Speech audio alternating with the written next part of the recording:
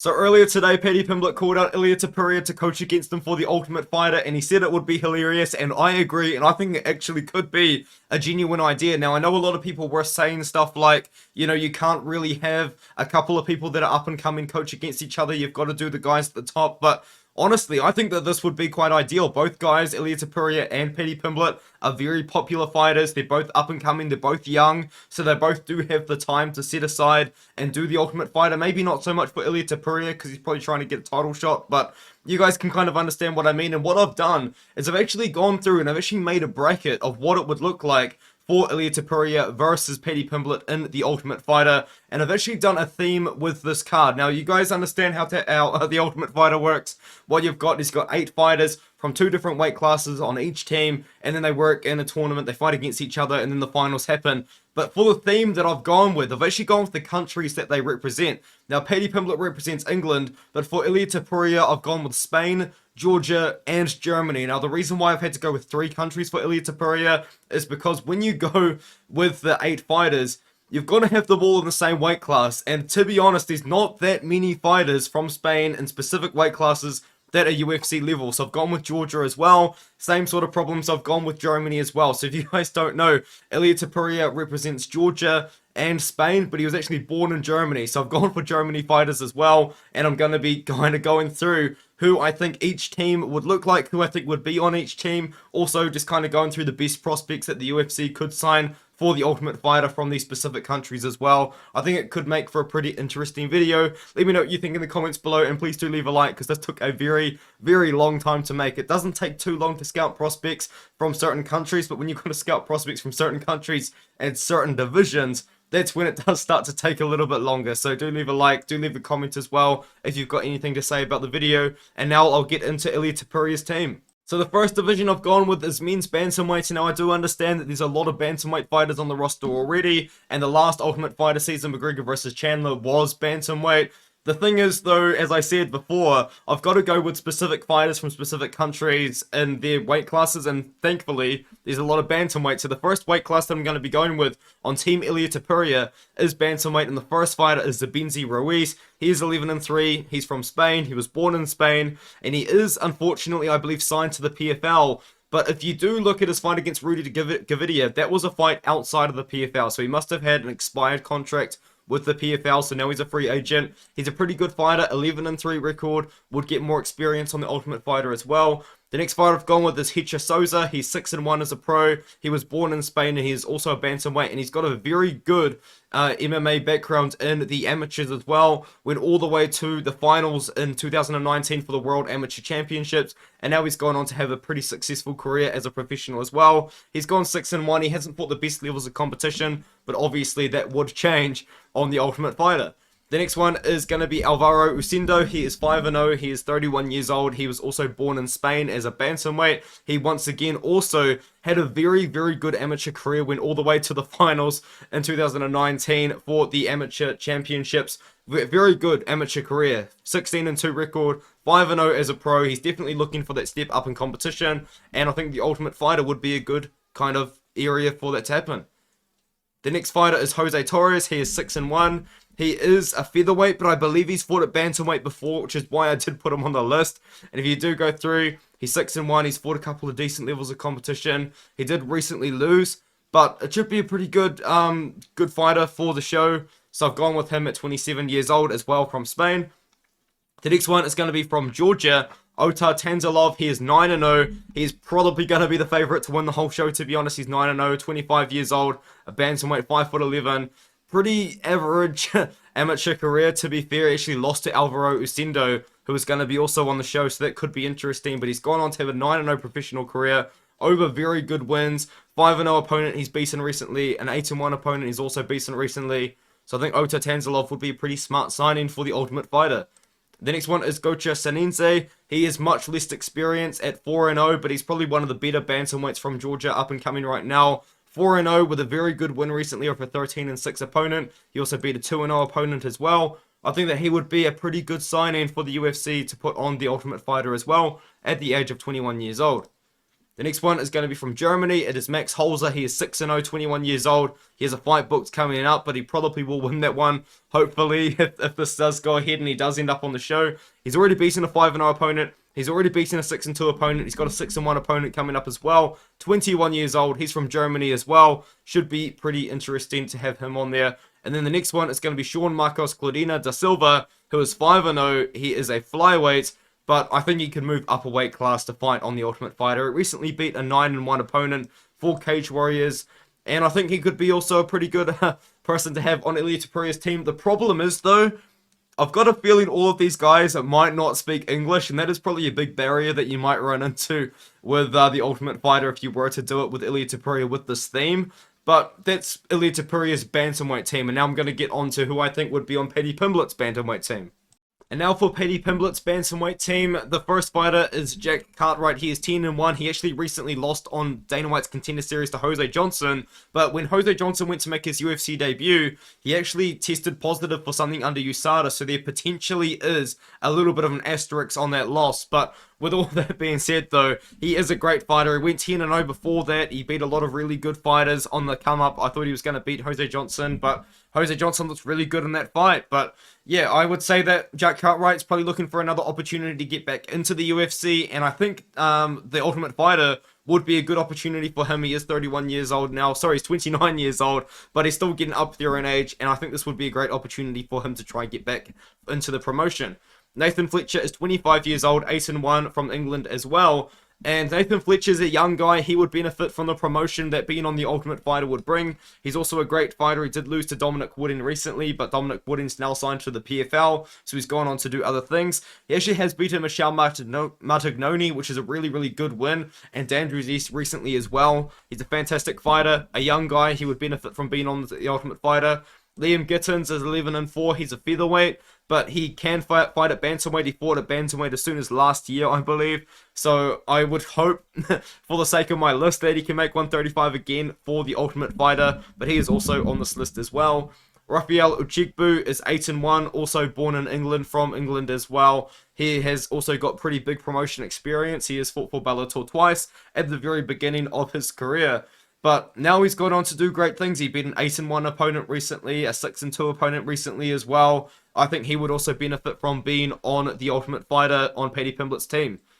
The next fighter is Adam Amarasinghe. He is 7-3. He was born in England as well, represents England, and did recently win to a 6-3 opponent. He did get a no contest to Michelle Martignoni, who, as I said earlier, he's a great fighter. He isn't as well decorated as everybody else on the list, or the people prior to the list, but as I do get further down the list, I did have less and less options to put on Paddy Pimblett's team. The next one is Sam Kelly, 5-1. He is a bantamweight. He is 28 years old. He had a pretty decent amateur career, went 5-1, but that one loss was due to a disqualification. He's gone on to have a pretty good career for himself. He's 5-1 now, taking on a big step up in competition up against an 8-3 opponent in Cage Warriors. But if you can get by him, that's a good sign that he's beaten good opposition. He could be on the Ultimate Fighter.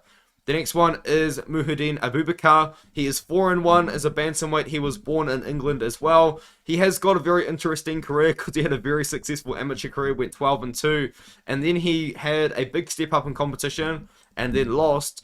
And then since then, he's just been fighting guys with losing records. So he's had a very interesting sort of career trajectory. But as I said before, he's 24 years old, very, very young. I think being so young would benefit him a lot from being on the Ultimate Fighter as he's up and coming. So I think that he could also be an option for the Ultimate Fighter for England, for Paddy Pimblett's team. And then the next one is Jack Eglin. I know he is 4-2, which isn't the best record, but as I did say earlier, it is harder to find people once you kind of cross the list off, once you get to the bottom of the list. Jack Eglin is there, but he is also a young up-and-coming guy.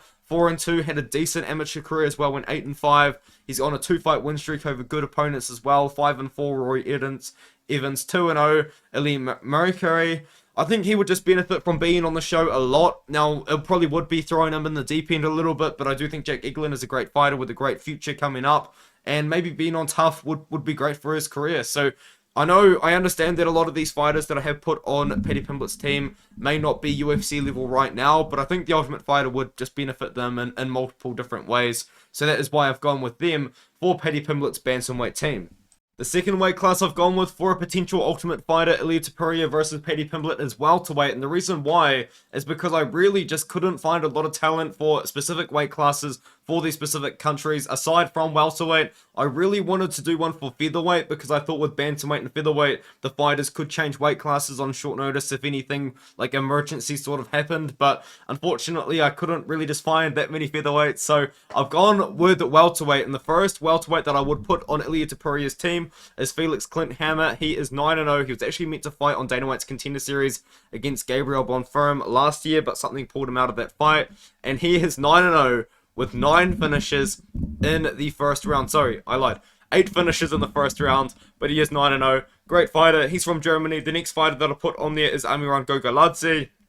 He's a welterweight from Georgia. Very good welterweight from Georgia, 15-3. He lost on Dana White's Contender Series recently due to an injury that Darius Flowers did to Amiran Gogaladze by taking him down and slamming him while he was holding in like a submission, I believe it was. But he's a very good striker. He recently won for Octagon. I think he would be pretty good to have on an Ultimate Fighter or Dana White's Contender Series. He's only 25 years old. He's got a great record as well. And he's from Georgia.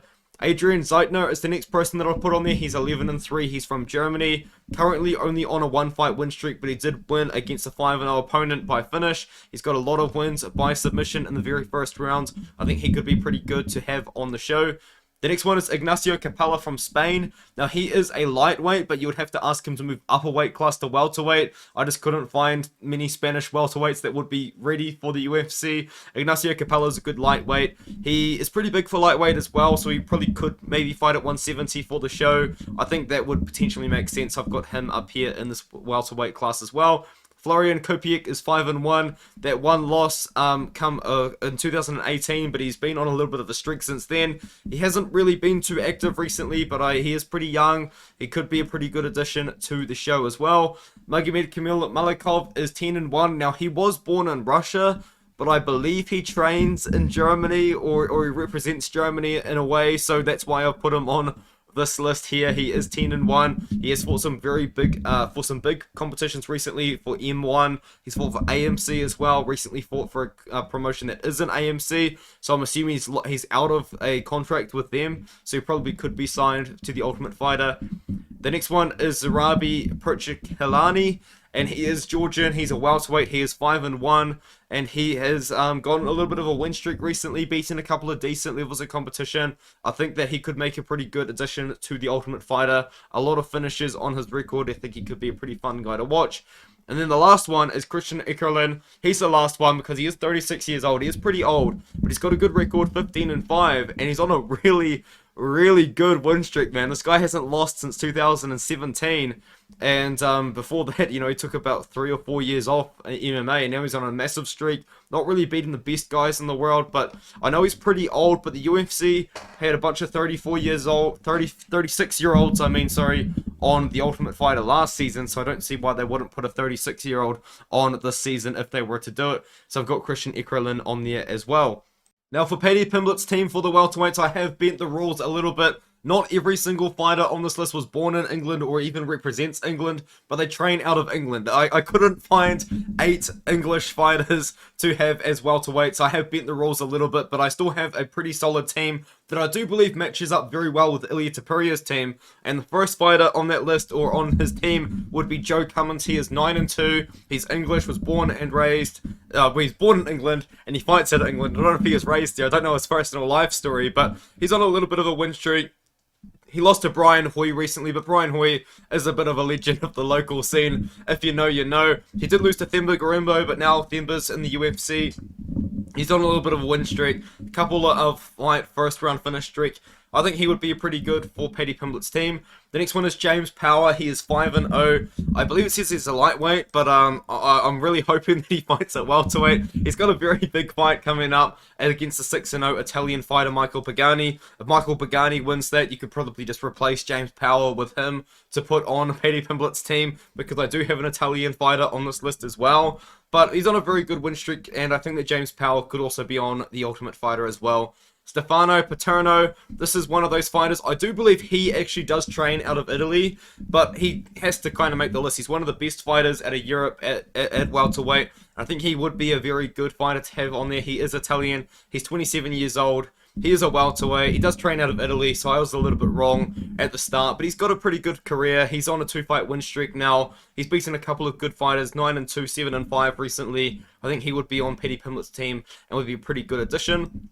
Next one is Andreas Trikomitis. He was born in Cyprus and he seems to represent Cyprus, but he does train in England. He trains at Hammer, and I'm 99% sure Hammer is in England. I'm 99% sure he trains there, but he's 8-0, he's 31 years old. If he's going to make it into the UFC, it's pretty much now or never. He hasn't really beaten the best guys in the world, but he's won a lot by finish, and I think that he would be pretty good on the Ultimate Fighter to represent Paddy Pimblett on Paddy Pimblett's team, because I'm 99% sure he trains out of England. The next one is Madas Fleminaz. He also trains out of England, but he was born in Latvia. He is 35 years old, but having a fighter from Latvia on the Ultimate Fighter or in the UFC would be pretty cool, because I don't believe any Latvian fighters have been in the UFC before. But Madas Fleminaz is a fun striker. He's won a couple of fights recently over pretty good opponents. He beat Daniel Skabinski and he beat Alexei Montkevi. And he actually made me a bit of money against Alexei Montkevi. So I do like Madas Fleminaz, but I do think that he could be on Paddy Pimblett's team. The next one is Alen Chirilla. He was born in Romania, but I believe he does train out of England. He trains at Great Britain top team, according to Tapology. Very good win streak. You know, he did lose his debut, but since then he's gone on an absolute tear, winning a lot of fights. He hasn't fought in 2023, but I think that he could be on a team of Paddy Pimblett's if he was so called up for it. The next one is James Lewis. He's 8-4, on a little bit of a win streak himself. He has had a lot of fights cancelled recently, but he's got a fight coming up. If he wins that over 12-7 opponent, it would tell you that he's a good fighter and that he probably could make it onto Paddy Pimblett's team. And then the last one is Giannis Bachar. He's 8-2. He is from Greece. That's really embarrassing. I've got the hiccups at the end of the video, but thankfully not everyone watches to the end of the video. But Giannis Bachar is from Greece. I believe he actually might train out of the United States, but he's on the list anyway, guys. I mean, I do challenge you, if you made it this far, I challenge you to find 8 UFC level welterweights from England. I tried my best, but I ended up just kind of branching out a little bit. I branched out a little bit for Ilia Topuria. I thought it would only be a little bit fair to branch out a little bit for Paddy Pimblett. And I think the battle, I guess you could call it the Battle of Europe or something, because there'll be a lot of European fighters there. It could be a very fun The Ultimate Fighter season. Let me know what you think in the comments below. What do you think of the video idea? I thought it's a pretty good idea personally. And with that being said, I'll see you guys in the next one.